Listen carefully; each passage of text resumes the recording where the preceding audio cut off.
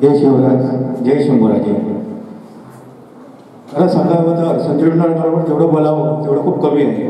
मी ज्यावेळी माझा व्यवसाय इन्व्हर्टर बॅटरीचा आहे, ज्यावेळी कोरोना काळामध्ये ज्यावेळी मी बसलो होतो त्यावेळी संजय विनाळकर स्वतः आले आणि म्हणाले आपण काहीतरी करूया, कोणासाठी करूया. कोरोना काळात कोण बाहेर पडायला घाबरत होते. संजू म्हणाले आपण कोरोना काळासाठी काही ना काही करूया. त्यामुळे ते येऊन आम्ही स्वाभिमान काढले. ते संस्थापक संजय विंडोळकर आहे. कोरोना काळामध्ये आम्ही सर्व ठिकाणी आम्ही फिरलो. लोक बाहेर पडायला घाबरत होते, कोण यायला पडत होते. पण आमच्या संजय विंडोळकरनी मला एवढी ताकद दिली की तुम्ही बाहेर पडा. आणि त्यापासून मला खरोखर झाले. म्हणजे ते गुरु, मी त्याला गुरुच मानतो संजय विंडोळकर. आणि त्यावेळी नंतर ज्यावेळी कोरोना काळामध्ये आम्ही जेवढी कामं केली ते पाहून छत्रपती भोजनाजी भोसले महाराज यांना समजलं की संजय विंडोळकरबरोबर संतोष सोळणकर काम करतात.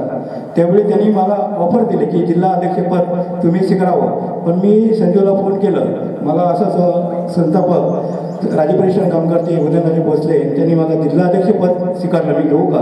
त्यावेळी संजू विंडोळकरने म्हणाले मी तुझ्या पाठीशी आहे, तू बिंदास घे. त्यावेळी मला एक आणखी ऊर्जा आली आणि त्यापासून मी कामाला सुरुवात केली. आम्ही शाळा असू दे किंवा कुठले काम असू दे, संजू विंडोळकरचं पहिले मी नाव घेतो आणि कामाला सुरू करतो.